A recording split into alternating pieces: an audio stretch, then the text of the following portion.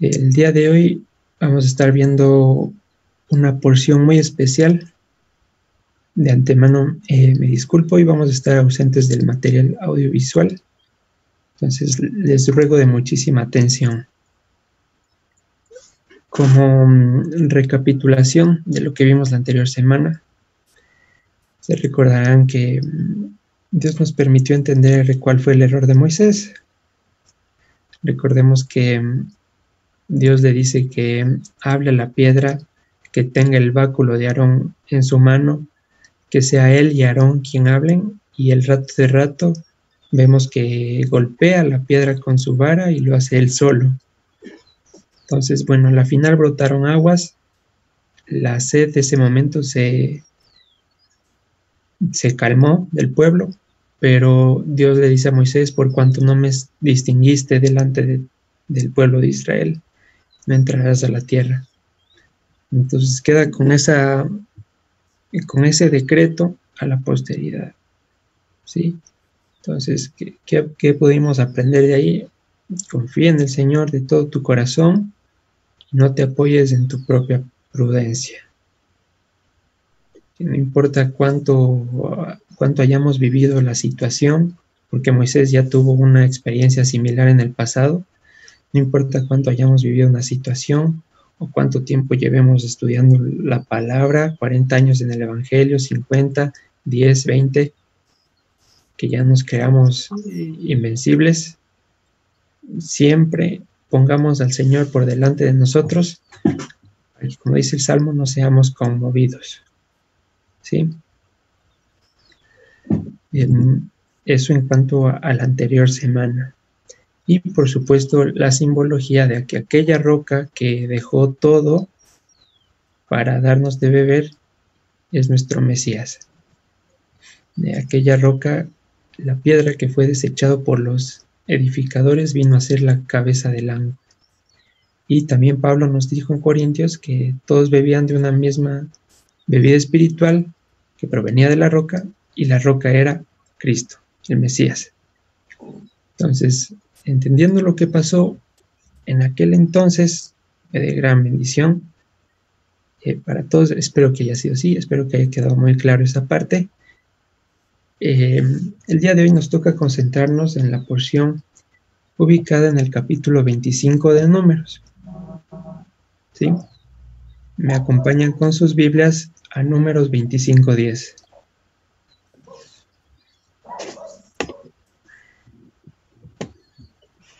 Entonces vamos a estar hablando de un personaje importantísimo en este momento histórico, que sentó un precedente y que hizo respetar el nombre de Dios. Recordemos que para este punto Coré ya había sido asesinado, bueno, no asesinado, había recibido la justa retribución por su murmuración, y con ello también gran parte del pueblo. Entonces Dios nos iba mostrando la severidad o las implicaciones de mencionar su nombre indignamente. Y aquí vemos una situación similar. Dice en el versículo 10 de Números 25: entonces el Señor habló a Moisés diciendo. En nuestras Biblias lo tenemos como Fines, pero el nombre de este personaje es Pinhas, ¿sí? Pinhas, hijo de Eleazar, hijo del sacerdote Aarón, ha hecho apartar mi furor de los hijos de Israel, llevando de celo entre ellos, por lo cual yo no he consumido en mi celo a los hijos de Israel. Entonces, ¿qué pasó aquí? ¿Qué pasó en este? Para entender en qué se encontraban los hijos de Israel en este momento, vamos a hacer un breve contexto desde el capítulo 22, ¿sí? Sucede el episodio de la piedra, la que todos vimos, y pues vamos a volver al capítulo 22. Entonces dice: partieron los hijos de Israel y acamparon en los campos de Moab, junto al Jordán, frente a Jericó. Y vio Balac, hijo de Zippor, todo lo que Israel había hecho al amorreo, Y Moab tuvo gran temor por causa del pueblo, porque era mucho, y se angustió Moab a causa de los hijos de Israel. Y dijo Moab a los ancianos de Madián: ahora lamerá esta gente todos nuestros contornos, como lame el buey la grama del campo. Y Balac, hijo de Zippor, era entonces rey de Moab. Por tanto envió mensajeros a Balaam, hijo de Beor en Petor, que está junto al río, en la tierra de los hijos de su pueblo, para que lo llamasen, diciendo: un pueblo ha salido de Egipto, y aquí cubre la faz de la tierra y habita delante de mí. Ven pues, ahora te ruego, maldíceme este pueblo, porque es más fuerte que yo, quizá yo pueda herirlo y echarlo de la tierra. Pues yo sé que el que tú bendigas será bendito, y el que tú maldigas será maldito. Eso en Números 22:6. Entonces, ¿qué sucedió? Tenemos a un personaje importante, Balac, hijo de Zippor, rey de Moab y de Madián. Si recordamos un poquito hacia atrás, Madián era la tierra del suegro de Moisés. Entonces, este personaje, Balac, hijo de Zippor, es interesante, porque tal cual lo hicieron los dos espías, y entre ellos Josué y Caleb, cuando discernieron espiritualmente lo que pasaba en la tierra prometida, este rey Balac, hijo de Zippor, hace lo mismo. Se da cuenta que no es la multitud de la gente la que le da la fuerza al pueblo de Israel. Se da cuenta que no es la calidad de sus armas, no es del ejército, ni tampoco su fortaleza. Balac, hijo de Zippor, visualiza de una u otra manera que la batalla es espiritual. Entonces, él al darse cuenta de esto, no está reagrupando ese ejército, no está construyendo más armas, no está fortificando sus murallas. Lo que él hace es irse por el lado de las potestades. Y es en este sentido, o en este ánimo, que convoca a un brujo llamado Balaam, ¿sí? Un personaje muy famoso que incluso se nombra en el Evangelio, allá por el libro de Judas. Entonces, este rey, nuevamente digo, consciente de la fuerza espiritual que tenía Israel, que era la absoluta, la invencible, porque el Dios verdadero y único estaba con el pueblo, pues convoca a este brujo. Le dice: yo sé que el que tú bendigas será bendito, y el que tú maldigas será maldito. Entonces, ¿qué es bendición y qué es maldición? Mucho tiempo atrás explicábamos que la bendición en sí, de parte de Dios para su pueblo, es la injerción en el pueblo de Israel, ¿sí? Y por ende, la maldición sería la exclusión de la tierra. Es decir, yo soy bendito cuando soy injertado en las promesas. Más allá del significado quizá un poco superficial que ha adquirido hoy en día la palabra bendición, que puede estarse relacionando con bienestar en la salud, prosperidad económica, éxitos personales. Más allá de eso, la bendición en sí, bíblicamente, es ingresar a las promesas del pacto del pueblo de Israel. Eso es ser bendito, ¿sí? Y maldito es la exclusión. Recordemos que en el hebreo hay 3 palabras diferentes para maldición, que en el español pues todas se traducen como maldición y no se nota la diferencia. Pero esta de aquí tiene sentido de exclusión, de arrancar, de sacar algo, de desarraigar.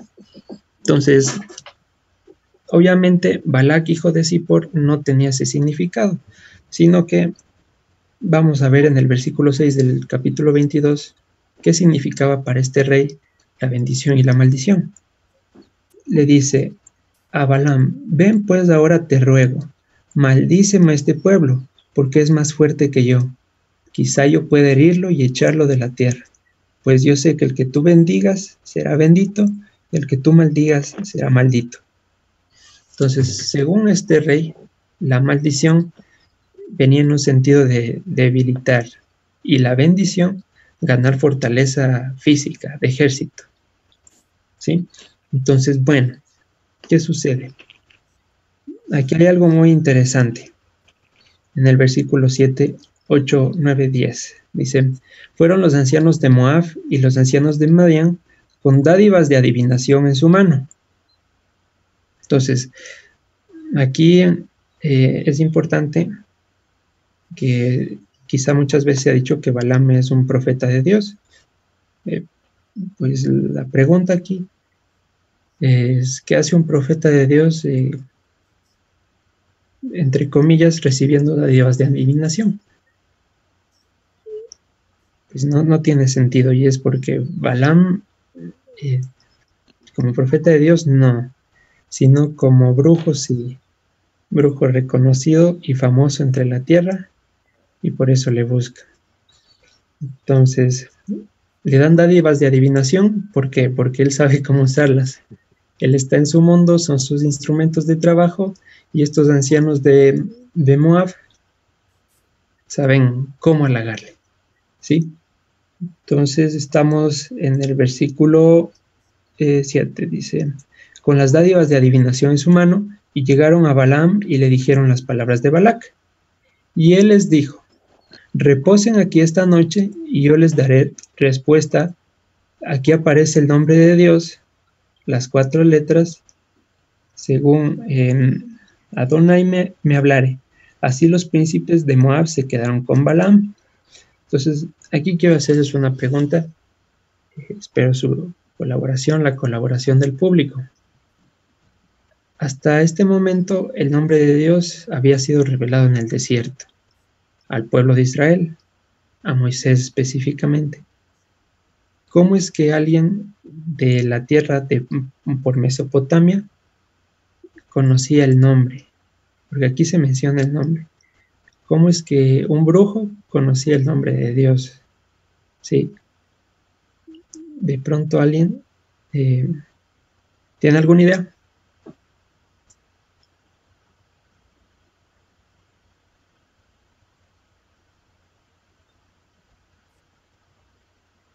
¿Nadie? ¿Alguien se anima? ¿Cómo es que fuera de los límites del campamento de Israel se conocía el nombre de Dios?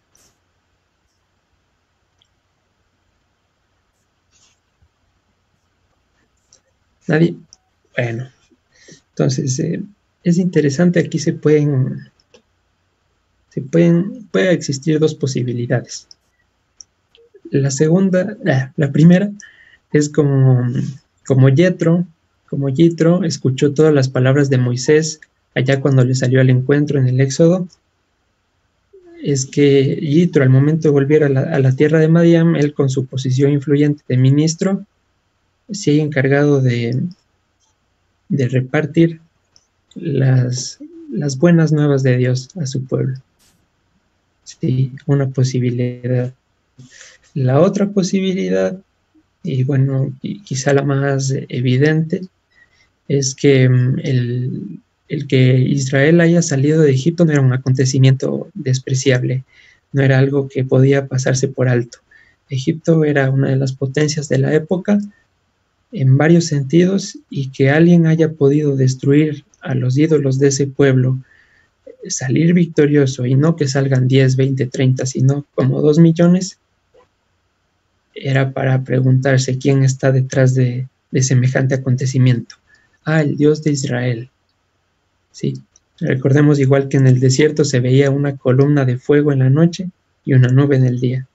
Entonces eso debió haber sido tembloroso para el resto de los pueblos.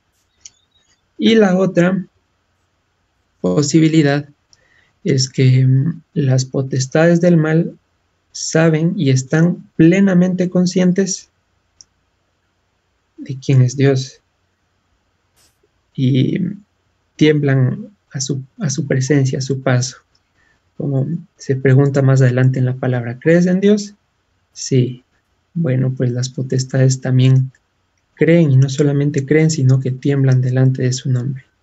Entonces, Balaam, al estar en contacto con estas potestades, pues le pudieron haber revelado por ahí: el Dios de Israel viene con ellos, no podemos hacer nada, ¿sí? Entonces tenemos esas tres posibilidades. Y bueno, sigue desarrollándose la historia. Balaam, y con hipocresía, hecho el que consultaba a Dios, no porque le importe la opinión de él, sino que quería ver cómo podía ejecutar su transacción. Pensaba que con el Dios de Israel se podía negociar a conveniencia, como sus otros ídolos, como sus otras potestades. Pues bueno, Dios le da instrucciones y le dice: no puedes maldecir a este pueblo porque ya está bendito. Es decir, no puedes desarraigar a Israel de mí, porque yo mismo lo he injertado. Entre esas idas y venidas, Dios les dice esto, que no. Balaam sigue viendo cómo salirse con la suya. Dios le sigue diciendo que no todas las veces necesarias. Se da el pasaje famoso de que Balaam va con su burra y, cegado por su concupiscencia, termina hablando con la burra y ya está. Y Dios le dice que si la burra no se hubiera desviado 3 veces, Dios habría matado a Balaam y a la burra le hubiera dejado viva. En fin, llega al último punto y Balaam dice: yo no puedo hacer nada, me rindo, en pocas palabras, pero sí sé cómo debilitar este pueblo. Entonces dice: vas a introducir mujeres moabitas al campamento de los hijos de Israel para que los hijos de Israel se prostituyan y vayan tras los ídolos extranjeros. Entonces, es esa estrategia, con esa estrategia, la que volvemos a nuestro capítulo 25 y leemos desde el versículo 1. Moraba Israel en Sittim y el pueblo empezó a fornicar con las hijas de Moab. Pareciera un hecho aparte, algo que no es muy trascendente, pero tiene un contexto especial. Fue parte de la estrategia de Balaam, recomendación de ese brujo al rey de Moab. Dice el versículo 2: las cuales invitaban al pueblo a los sacrificios de sus dioses, y el pueblo comió y se inclinó a sus dioses. Así acudió el pueblo a Baal Peor, y el furor del Señor se encendió contra Israel. Y el Señor dijo a Moisés: toma a todos los príncipes del pueblo. Recordemos que los príncipes eran las personas levantadas para llevar la carga, las personas que habían sido puestas como cabeza, no príncipes en el sentido de realeza que no hacen nada, ¿sí? Sino siempre los que llevaban la carga. Entonces, el Señor dijo a Moisés, versículo 4: toma a todos los príncipes del pueblo y ahórcalos delante del Señor, delante del sol, y el ardor de la ira del Señor se apartará de Israel. Entonces Moisés dijo a los jueces de Israel: mate cada uno aquellos de los suyos que se han juntado con Baal Peor. Y aquí viene la situación más indignante, el hecho, porque ese día murieron 24,000, pero este es el que más resalta. Y aquí un varón de los hijos de Israel vino y trajo una madianita a sus hermanos, a ojos de Moisés y de toda la congregación de los hijos de Israel, mientras lloraban ellos a la puerta del tabernáculo de reunión.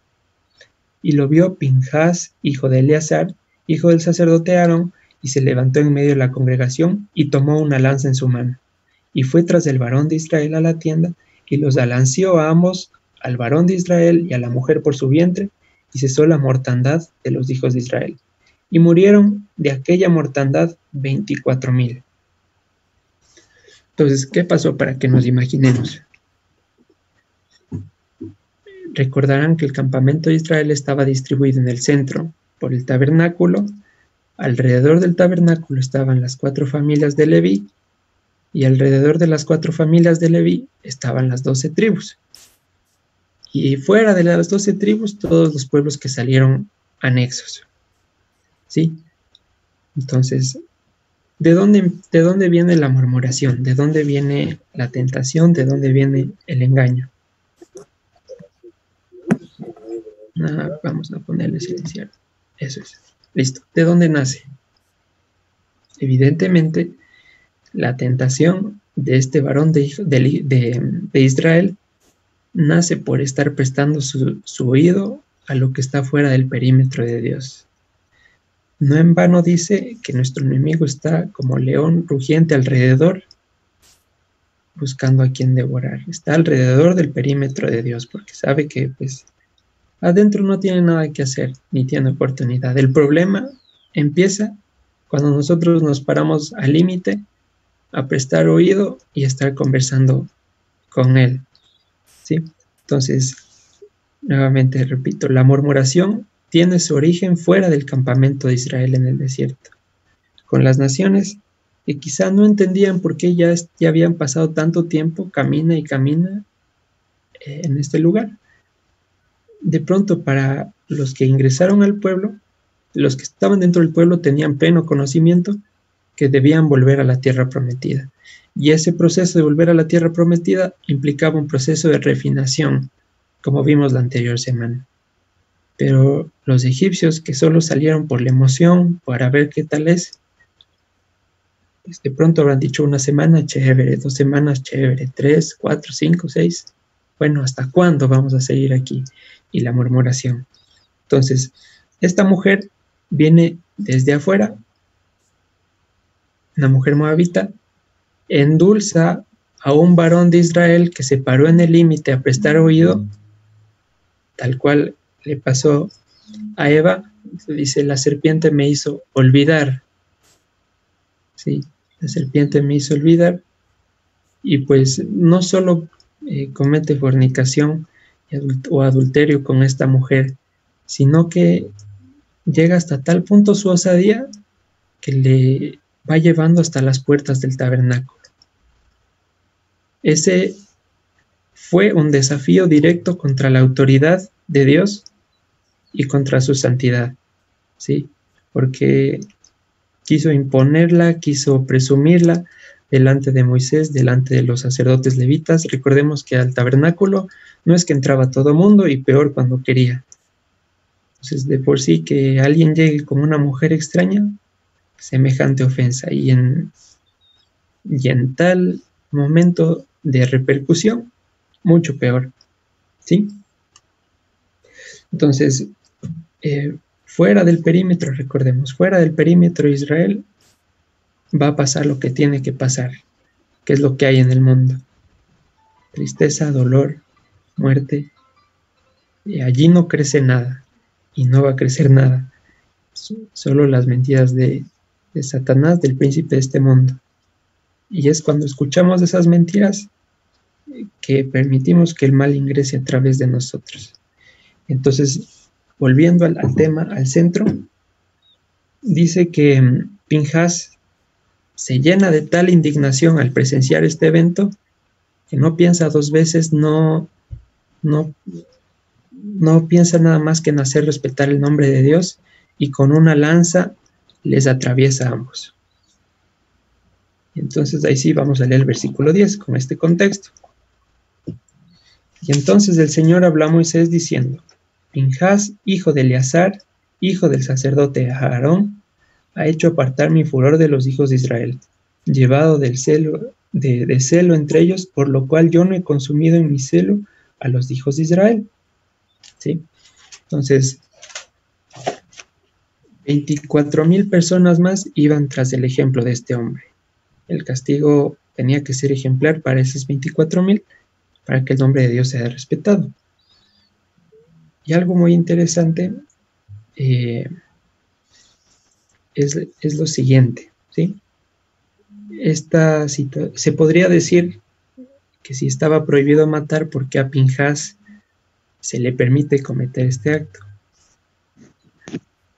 Resulta que él no lo hace sin un previo juicio, no lo hace por un interés carnal, lo hace todo con el sentido de defender la santidad de Dios, ¿sí? Y es en ese ámbito que no solo está permitido para él en este momento, sino que es gracias a él que la mortandad nos esparce al resto del pueblo.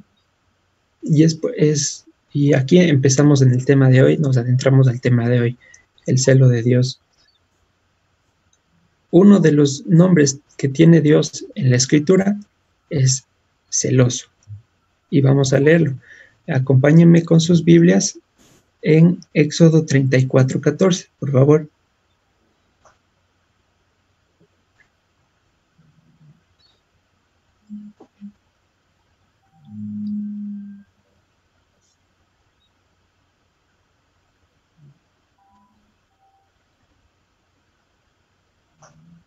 ¿Alguien puede dar lectura al versículo, hermanos?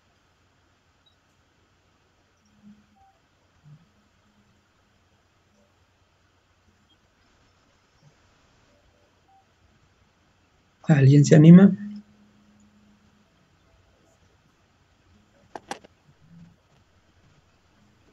Buenos días, Carlitos. Buenos días con todos. Soy Lucy. Buen día, Lucy. Shabbat Shalom. Shabbat Shalom. Éxodo 34:14. Sí. Porque no te has de inclinar a ningún otro Dios, pues el Señor, cuyo nombre es celoso, Dios celoso es.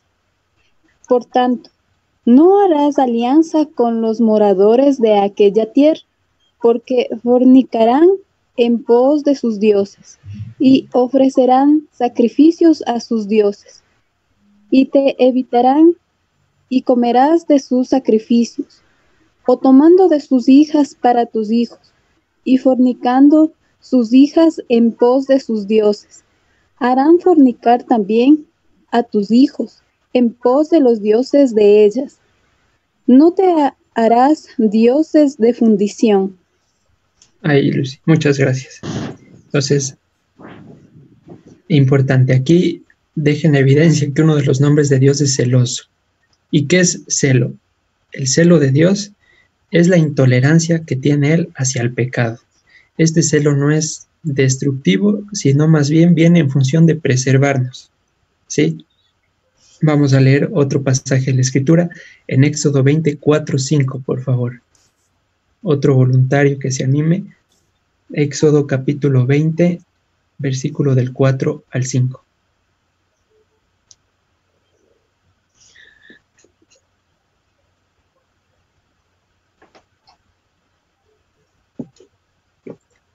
¿Nadie? Bueno, dice: no te harás imagen ni ninguna semejanza de lo que esté arriba en el cielo, ni abajo en la tierra, ni en las aguas debajo de la tierra. No te inclinarás ni las honrarás, porque yo soy el Señor tu Dios, fuerte, celoso, que visito la maldad de los padres sobre los hijos hasta la tercera y cuarta generación de los que me aborrecen. Vamos a buscar otro ejemplo en Deuteronomio, capítulo 4, versículo 24. Y les leo brevemente. Dice: porque el Señor tu Dios es fuego consumidor, Dios celoso. ¿Sí? Y por último vamos a avanzar hasta Deuteronomio 6, versículo 15, donde dice: porque el Dios celoso, Hashem tu Dios, en medio de ti está, para que no se inflame furor el Señor tu Dios contra ti y te destruya sobre la tierra. Entonces, uno de los nombres y atributos de Dios es el celo vivo que siente por nosotros. Y repito, ¿qué es el celo de Dios? Es la intolerancia que tiene Él contra el pecado. Este celo no es destructivo, sino viene con el fin de preservarnos de la maldad. Vamos a abrir nuestras Biblias en Primera de Reyes, capítulo 19, versículo 10.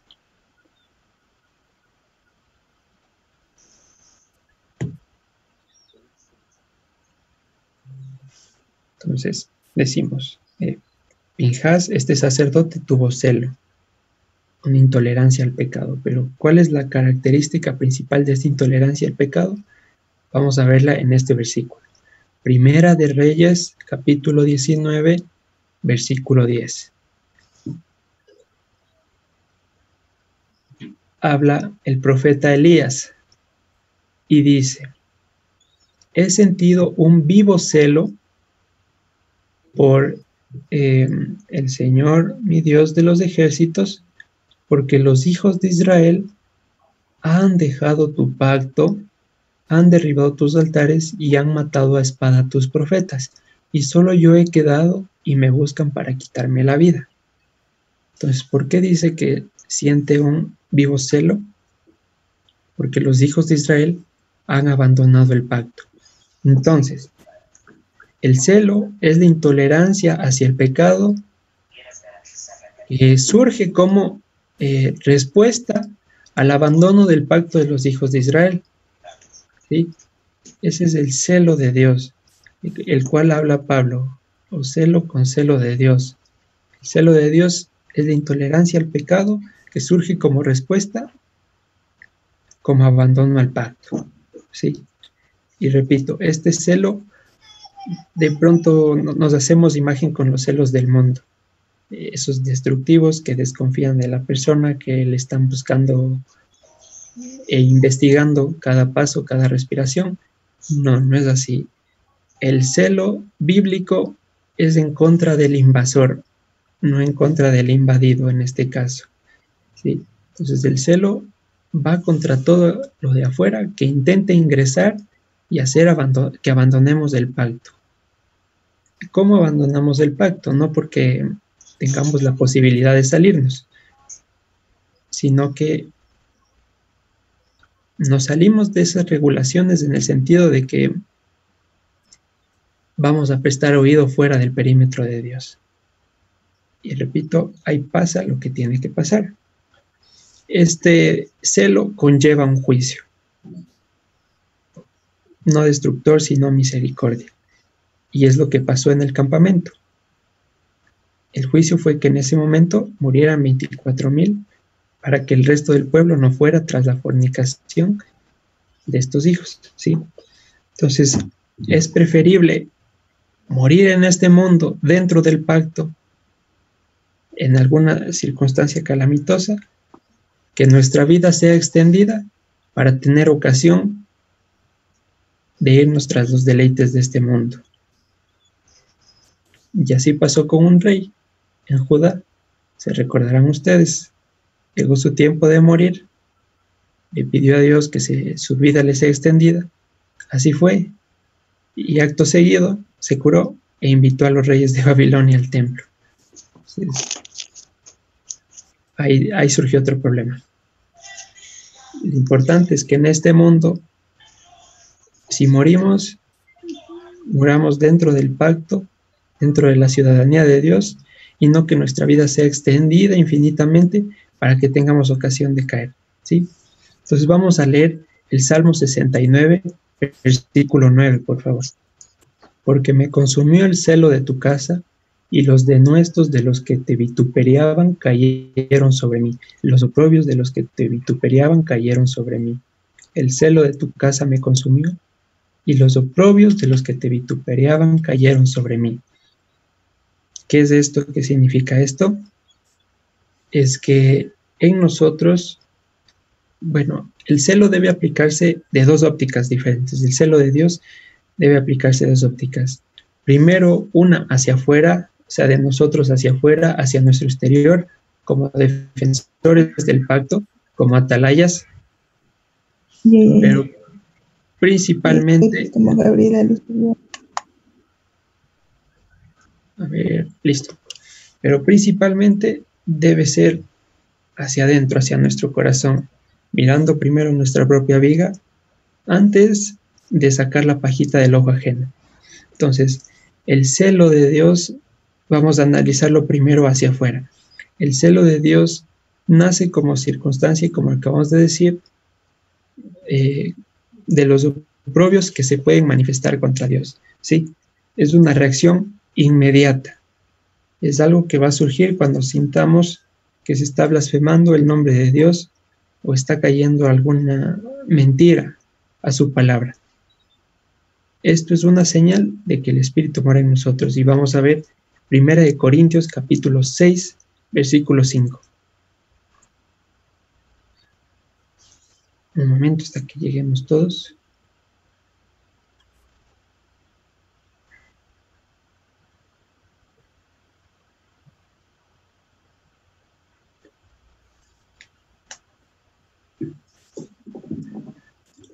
Entonces dice en 1 Corintios capítulo 6, versículo 5. Para avergonzarlos les digo, ¿acaso no hay en ustedes uno sabio, ni aun uno que pueda juzgar entre sus hermanos? Sino que el hermano con el hermano pleitea en juicio, y esto ante los incrédulos. Así que, por cierto, es una falta en ustedes que tengan pleitos entre ustedes mismos. ¿Por qué no sufren más bien el agravio? ¿Por qué no sufren más bien el ser defraudados? Entonces, ¿qué está reclamando Pablo? ¿Acaso no hay uno sabio entre ustedes que pueda juzgar? Entonces, ¿está permitido el juicio o no está permitido el juicio? Nosotros tenemos como significado, o siempre asociamos el juicio, decimos alguien te está juzgando, es porque está viendo cómo destruirte, está señalando tus defectos, no lo hacen de manera constructiva, sino destructiva. Eso es comúnmente lo que se tiene por juicio. Sin embargo, la palabra juicio delante del Señor también tiene el significado de defensa. Por eso salen los jueces de Israel, que fueron los defensores del pueblo en aquel momento en que no había rey. Y lo mismo aquí, dice, no hay ni a uno sabio que pueda juzgar, es decir, no hay alguien sabio que pueda discernir la causa con mi celo para que se haga lo correcto. No hay ni uno sabio. Si es que hay contiendas en la congregación continuamente, y si es que hay altercados entre quién hace lo que quiere y quién no, y no hay ni una persona sabia que se levante con el Espíritu de Dios y diga, esto está escrito así, el Espíritu de Dios está lejos. Aquí Pablo lo dice, ¿no? ¿Acaso no hay ni uno sabio que pueda juzgar? Y lo mismo en nuestros problemas cotidianos. Si empezamos a altercar entre opiniones, entre yo creo, yo pienso, es que esto sería mejor así, y no anteponemos el así está escrito, estamos juzgando como los gentiles, ¿sí? Vamos a ir ahora a Tito capítulo 3, versículo 10. No olviden, esto es importante. ¿Acaso no hay uno sabio que pueda juzgar? ¿A qué se está refiriendo Pablo? Como juzgar. No el hecho de señalar los errores, sino que mediante la palabra, lejos de mi parecer personal, interponga lo que está escrito. Porque ahora, con el afán de decir quién eres tú para juzgarme, ya no hay cómo decir nada. Pero la idea de anteponer la palabra no es porque yo me crea mejor que alguien, y si corregimos a alguien no es porque lo estemos haciendo como perfectos, sino como guardianes del pacto. Queremos que esa persona no se salga del pacto, no porque nos sintamos en una situación de eminencia o porque estemos con la calidad de señalar los errores. Y no se olviden, estamos viendo el celo para afuera. Dice en Tito 3, versículo 10, al hombre que cause divisiones después de una y otra amonestación, deséchalo, sabiendo que el tal se ha pervertido y peca y está condenado por su propio juicio. Incluso aquí Dios nos enseña que la amonestación tiene un límite, y el celo de Dios, repito, dicta la exclusión de tal persona, lejos de los pareceres personales, lejana a los motivos personales. Independientemente de si me cae bien o me cae mal la persona, que eso no debería existir en nosotros, el celo de Dios tiene esto como regla, ¿sí? Y vamos brevemente a Santiago capítulo 4, versículo 5.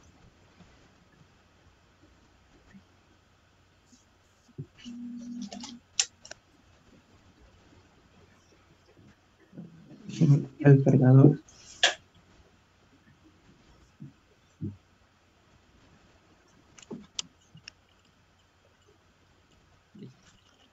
Entonces, dice en Santiago capítulo 4, versículo 5, ¿o piensan que la Escritura dice en vano, el Espíritu que Él ha hecho morar en nosotros nos anhela celosamente? ¿Perdón, hermana? No, parece que solo es el activo. Vale. Entonces el espíritu que dice, o piensan que la escritura dice en vano, el espíritu que ha hecho morar en ustedes les anhela celosamente, y antes pone esta condición, o gargantas adúlteras, vidas adúlteras, ¿no saben que la amistad del mundo es enemistad contra Dios? Cualquiera pues que quiera ser amigo del mundo se constituye enemigo de Dios. Entonces, en ese contexto, ¿qué nos quiere decir y qué nos quiere recordar? Cualquier cosa que venga fuera del perímetro del campamento de Israel, cualquier cosa que sea, por mínima que fuere, por atractiva, por agradable, viene con el único objetivo de sacarnos del pacto. Viene con el único objetivo de hacernos olvidar la promesa de Dios y que terminemos fornicando con ídolos en contra de Él. Ese es el único objetivo de las cosas que vienen de afuera. Y por eso dice, amistad con el mundo es enemistad con Dios. Amistad con el mundo es el abandono del pacto. No hay más. A tal punto que el Señor dice, el que no está conmigo está contra mí. ¿Sí? No hay tinta media. No hay un lugar intermedio donde pueda estar sirviendo a dos señores. Porque en algún punto se ama al uno y se aborrece al otro. Entonces, el procurar el celo de Dios en algún punto va a tener que causar divisiones y no quiere decir que esté mal. Vamos a leer Salmo 120, versículo 7, por favor.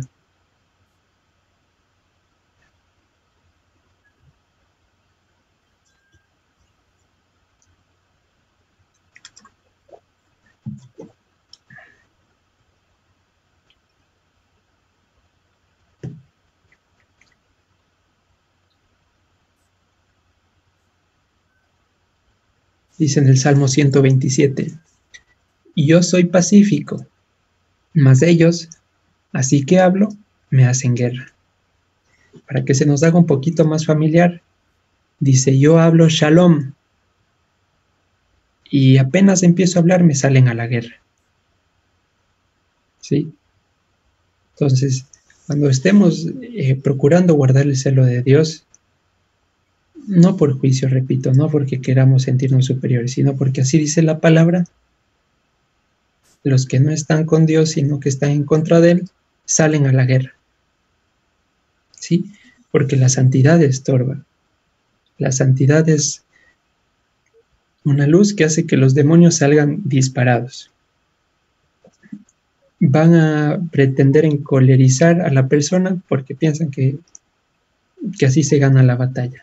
Sí, y bueno, nosotros no podemos caer en contiendas encolerizadas, porque vimos antes que sobre la ira del hombre no obra la justicia de Dios. Pero el hablar la palabra en algún momento me va a llevar a alguna discusión y no quiere decir que por eso esté mal. Dice que procuremos la paz con todos en cuanto dependa de nosotros. Pero Pablo también cuando iba a las sinagogas y tenía que pararse duro y hacer tremendos revolticios, lo hacía porque era necesario. ¿Sí? El celo de Dios corta y hace añicos cualquier unión con el mundo. Por eso también dice, no se unan en yugo desigual. Y esto no solo hace referencia a la unión afectiva, amorosa entre hombre y mujer. Cuando dice que no nos unamos en yugo desigual, habla de cualquier anexo que se pueda llegar a establecer con el mundo. Cualquier anexo, de cualquier forma. Profesional, negocio, cualquiera que pudiera haber. ¿Por qué? Porque en algún punto el mundo sigue su camino y nuestro camino no es el mismo. Dice, a ellos les sorprende que no corramos con el mismo desenfreno. En algún punto va a haber choque, ¿sí? Entonces vamos a 2 Corintios 11:2 a ver qué nos dice el apóstol Pablo sobre el celo de Dios.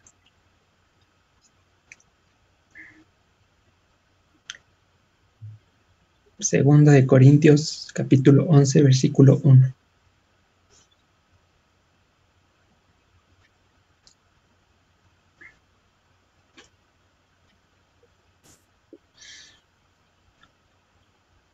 ¿Alguien nos ayuda con la lectura, hermanos? Para saber si siguen despiertos. Shalom, Carlitos, ¿cómo estás? Hermano Fabián, shalom. ¿Qué versículo me dices para ver si te... Segunda de Corintios 11, del 1 al 4. A ver. No.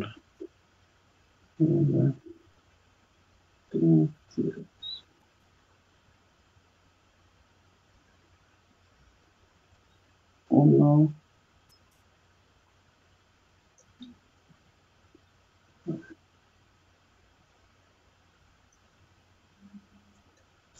Segunda de Corintios 11, versículo 1 al 4. 1 al 4. Amén. Listo. Amén. Ojalá me tolerarais un poco de locura. Sí, toleradme, porque os celo con celo de Dios, pues os he depositado como un... Desposado. Perdón, os he desposado con un solo esposo para presentaros como una virgen pura a Cristo. Pero tomo que como la serpiente con su astucia engañó a Eva, vuestros sentidos sean de alguna manera extraviados de la sincera fidelidad a Cristo. Porque si viene alguno predicando a otro Jesús que él os hemos predicado, o si recibéis otro espíritu que él que habéis recibido, u otro evangelio que el que habéis aceptado, bien lo toleraréis. Amén. Amén. Bien, entonces, ¿qué está diciendo el apóstol Pablo? Les estoy celando, les estoy guardando con el celo que les guarda Dios, con la intolerancia al pecado que Dios quiere que ustedes también tengan, porque les he desposado para Cristo como una virgen pura. Dice, pero temo que vuestros sentidos sean apartados de la perfecta fidelidad del Mesías, como la serpiente engañó con astucia a Eva. Nuestros sentidos, ¿por qué nuestros sentidos? Es que biológicamente tenemos una predisposición al pecado, biológicamente, ¿sí? Como veíamos hace tiempo, Aarón, ¿se acuerdan que quedó encerrado en el tabernáculo 7 días y después de esos 7 días estando encerrado tuvo que presentar un sacrificio para el pecado? Es porque biológicamente manifestamos pecado, es producto de este cuerpo degradado por Satanás cuando nos echó basura, ¿sí? Entonces, y aparte de eso, ahora que hemos sido desposados para con Cristo, para el día de su venida, nuestros sentidos tienen que estar afilados y ejercitados en el discernimiento del bien y el mal, para que no sean apartados de la perfecta fidelidad.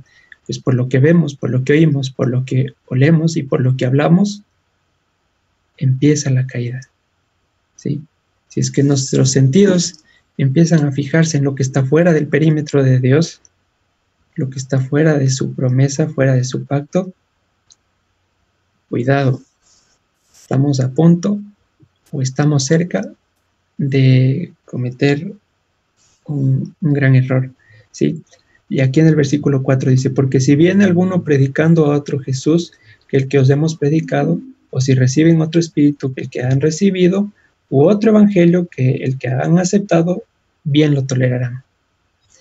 El mundo no va a predicar a otro, sí lo hace, pero de esa manera ya no nos engañarían. ¿Cómo nos engañarían? De pronto predicando un Jesús que come cerdo, predicando un Jesús que guarda el domingo, predicando un Jesús que enseña que la ley está abolida.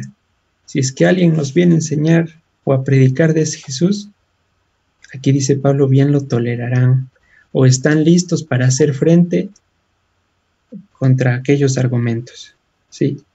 Y ahí viene nuestra responsabilidad como defensores del pacto, de estar listos para presentar defensa de la esperanza que reside en nosotros con toda mansedumbre. ¿Sí? Entonces, no debemos temer en anunciar los mandamientos que guardamos en cuanto a día de reposo, en cuanto a lunas nuevas, en cuanto a fiestas, en cuanto a la dieta alimentaria. No debemos temer, hermanos, porque es nuestra sabiduría delante de los pueblos. Es lo que nos distingue. Y no podemos estar con temblores en la boca. Te dicen, ¿y por qué no comes? ¿Por qué no comes con tocino la hamburguesa? Es que me hace mal. Nada, rápido, sin pensarlo, porque Dios lo prohibió. Así tiene que ser nuestra respuesta, ¿sí? No estamos diciendo ninguna mentira, no estamos diciendo ninguna ofensa, estamos exhibiendo la santidad de Dios, ¿sí? ¿Que va a molestar al mundo? Sí. ¿Que va a molestar a la corriente del mundo? ¿Va a causar malestar? Sí. Pero ese es el celo de Dios. Y a la postre, aquellas personas nos agradecerán, ¿sí? Con esto, repito, no les digo que vayamos mañana a pelear con todo el mundo, no nos constituimos en agresores, no es el punto insultar, idólatras, pagarnos, etcétera. No, ese no es el punto, sino en ser defensores del cuerpo del Mesías. Cada uno somos un cuerpo. Y si vemos que algún hermano está errando en X o Y situación, nos corresponde celarlo con celo de Dios para que no abandone el pacto, ¿sí? Vamos a ir a Gálatas 5:17, por favor.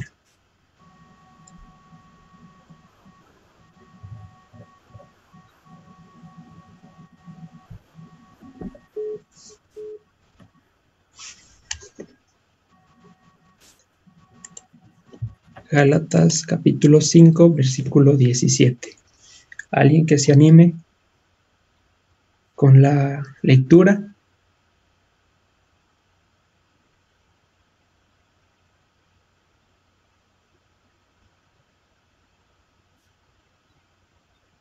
¿Alguien? Bueno, vamos a leer Gálatas 5:17. Yo, Carlitos. Sandrita, gracias. Porque el deseo de la carne es contra el espíritu, y el del espíritu es contra la carne, y estos se oponen entre sí para que no hagáis lo que quisieras. ¿Es lo que queremos hacer nosotros por naturaleza? El pecado. Pero gracias a que tenemos hoy el espíritu de la santidad, que nos anhela celosamente, podemos someter a la carne. ¿Cómo? Dice en 2 Corintios 10, versículo 5, llevando todo pensamiento cautivo a la obediencia a Cristo, a la obediencia al Mesías. Todo pensamiento debe estar cautivo. El celo de Dios, bien, una vez que hemos analizado la parte externa, vemos que el celo es el que nos va nutriendo de intolerancia al pecado en todas las áreas de nuestra vida y nos constituye en una especie de sacerdote Pinhas, ¿sí? Y recordemos que no podemos estar negociando con el pecado ni podemos estar parados en el límite. Ahora, antes de que nosotros salgamos en el ánimo de Pinhas, para con los de afuera, para con los de nuestro alrededor, tenemos que estar completamente seguros de que ese Pinhas ya pasó por nuestro propio corazón, ¿sí? Pinhas, o esa lanza que partió allá en el campamento de Números, aquellos que querían abandonar el pacto, primero tiene que atravesar nuestras emociones, nuestros pensamientos, nuestros deseos, antes de tratar de atravesar, en sentido figurado, a nuestro alrededor. El celo empieza interiormente. El Señor Jesús dijo que lance la primera piedra el que esté libre de pecado. Ahora, no es que haya prohibido el juicio, pero obviamente no el juicio como lo vemos, de destructivo, de señalar. el juicio con el del que habla el apóstol Pablo, porque hasta que haya alguien libre de pecado, pues no sería hasta que venga. Entonces nadie tendría autoridad para amonestar a otros hermanos en el ánimo de preservarlos en la fidelidad. Lo que nuestro Mesías nos está enseñando es que primero nos veamos adentro, para que seamos congruentes con lo que vamos a predicar y tengamos la autoridad suficiente para que no seamos avergonzados, para que como cuando fueron a expulsar esas potestades los apóstoles, no nos digan: a Jesús lo conocemos, a Pablo también, pero ustedes no hemos oído nada, y nos manden desvistiendo por nuestros pecados. Entonces, si somos detallistas para con los errores de los hermanos de afuera, seamos exageradamente estrictos con nosotros, al milímetro, a cada paso, a cada respiración, ¿sí? Y esto es un pulir diario. La lucha no se acaba con, como dije al principio, 10 o 20 años del Evangelio. A mí no me va a pasar. Esto es de todos los días. Es una introspección de todos los días. Como está escrito en el Salmo: examíname, oh Dios, escudriña mi corazón y conoce si en mí hay camino de iniquidad. Si en mí hay ese deseo de persistir en lo que ya sé que está malo. Primero desde adentro y luego hacia afuera. De continuo, esta lucha no se acaba hasta que venga el Señor, porque el enemigo de continuo va a tratar de hacernos olvidar, como lo hizo con Eva. ¿Sí? Siempre va a estar tratando de que diluyamos la santidad, que busquemos la quinta pata al gato, que veamos cómo salirnos con la nuestra. Pero no, en ese momento, pues pidámosle al Padre que nos llene de su celo y así podamos atravesar aquellas emociones que están interponiéndose con su pacto, ¿sí? Debemos estar pendientes de que la lámpara que alumbre nuestros pies sea la palabra de Dios y no las tinieblas del mundo, ¿sí? Porque vamos a perder el camino al instante. No podemos estar dando oído a lo que pasa fuera del perímetro de Dios, porque todo lo que viene fuera del perímetro de Dios, todo lo que no es del pacto, viene con el único objetivo, repito, de hacernos salir del pacto. Y por eso Yeshua dijo: mirad qué oís, miren bien qué escuchan, no nos dejemos llevar porque suena bonito, sino que examinemos todo y retengamos lo bueno, ¿sí? Vamos a leer el Salmo 55, por favor. Salmo 55, versículo 21. Vamos a ver cómo son las palabras de los de afuera.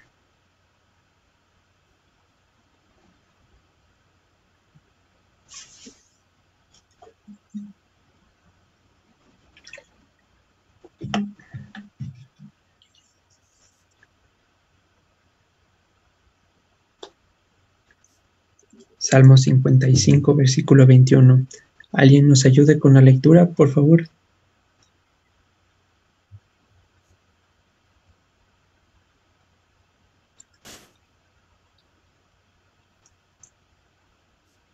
Salmo 55, versículo 21.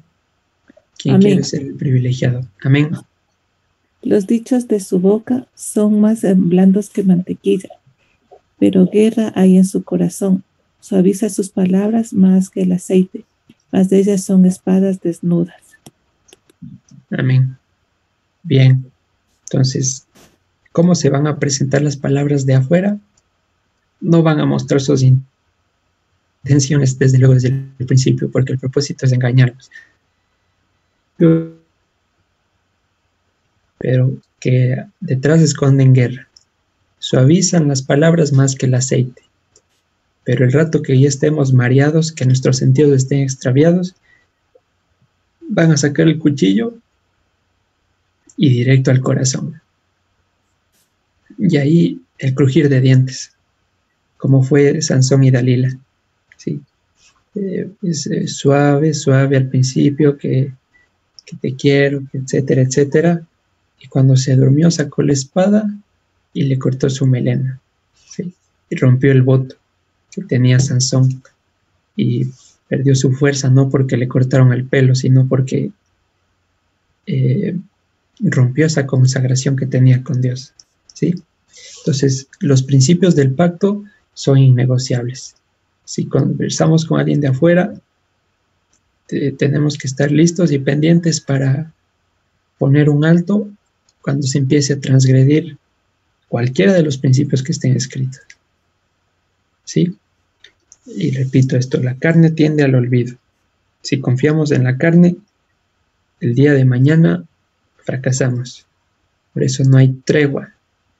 Aún no tenemos cuerpos glorificados, ni tenemos que andar tentando a Dios, sino que cada día tenemos que esforzarnos y meditar en este libro para que lo que hagamos sea prosperado y sea aroma fragante, Dios. Y no solo para nosotros, sino que pueda ser medio de conversión para todos los que nos rodean. El testimonio y la santidad impacte de tal manera que fastidia las tinieblas, huyan y vengan detrás de la luz verdadera de la cual damos testimonio hoy en nosotros. Para terminar, vamos a ir a Primera de Juan, capítulo 2.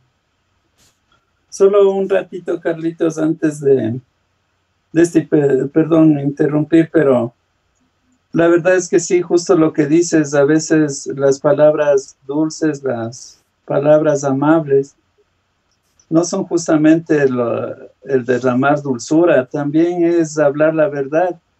De hecho, Jesús nos enseña en Mateo 10:34 que, y dice textualmente en la Biblia, no penséis que he venido a traer paz a la tierra, no he venido a traer paz sino espada, porque he venido para poner en disensión al hombre contra su padre, a la hija contra su madre y a la nuera contra su suegra.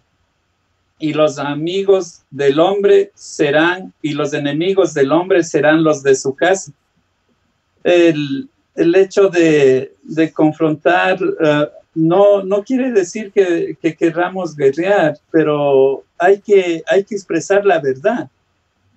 Y la verdad a veces suena seca, a veces suena grosera a los que están al mundo, porque dice que de la mujer engañosa sus labios derraman miel, ¿no? Pero es el engaño. El confrontar, Dios nos pone como guerreros, por eso nos pone en la brecha justamente. Y da a entender eso también. Si queremos ver como referencia en Lucas 14:26, dice, si alguno viene a mí y no aborrece a su padre y a su madre, mujer e hijos, hermanos y hermanas, y aún también a su propia vida, no puede ser mi discípulo. Y el que no lleva su cruz y viene en pos de mí, no puede ser mi discípulo. Entonces nos pide que hablemos, porque dice que si nosotros no hablamos, o sea, las piedras hablarán, ¿no? O sea, es la confrontación y la guerra, porque guerra llevamos internamente entre nosotros mismos, el querer hacer el bien o el mal, el espíritu contra carne, que es lo que mora en nosotros. Amén. Amén, hermano Fabián. Perfecto, perfecto. Sí, justamente dice, yo no vine a traer la paz, sino la guerra. Y más luego también dirá, la paz les dejo, mi paz les doy, pero yo no la doy como el mundo la da. Amén. Porque el Señor no viene a enseñar una paz romana en la cual cada uno viva su fiesta en paz. Yo no te digo nada, tú tampoco me dices nada, y así la fiesta en paz. No, la paz que el Señor nos da es esa que en momentos también, como Él mismo dio testimonio, entró al templo y desbarató todo. Dijo, mi casa se ha hecho casa de ladrones. Y ahí justamente dice que los apóstoles recordaron lo que estaba escrito. El celo de tu casa me consumió. Los oprobios de los que hablaban contra ti fueron sobre mí. ¿Sí? Entonces, el shalom de Dios a veces va a generar contención, como también vimos en el Salmo 120, versículo 7. Yo soy shalom, pero cuando hablo me salen a la guerra. ¿Sí? Entonces, a veces tenemos que estar listos, no con el afán de discutir, no con el afán de herir, ¿no? Pero eso también nos compete como defensores del pacto, ¿sí? Y volviendo a primera de Juan 2:15, 16, dice: no amen al mundo ni las cosas que están en el mundo. Si alguno ama el mundo, el amor del Padre no está en él. Porque todo lo que hay en el mundo, los deseos de la carne, los deseos de los ojos y la vanagloria de la vida, no proviene del Padre, sino del mundo. Y el mundo pasa y sus deseos, pero el que hace la voluntad de Dios permanece para siempre. ¿Sí? Amén. Entonces, procurad la paz, pero no la paz romana, sino la paz que nos dejó nuestro Maestro Yeshua, que no es como el mundo la da, sino pues, con las características que hemos acabado de exponer. Primero adentro, Pinhas primero en el corazón, nosotros mismos, milimétricos, exagerados, estrictísimos. Y luego, pues permitámonos hacer alguna apreciación con los que nos rodean. ¿Sí? Amén, hermanos.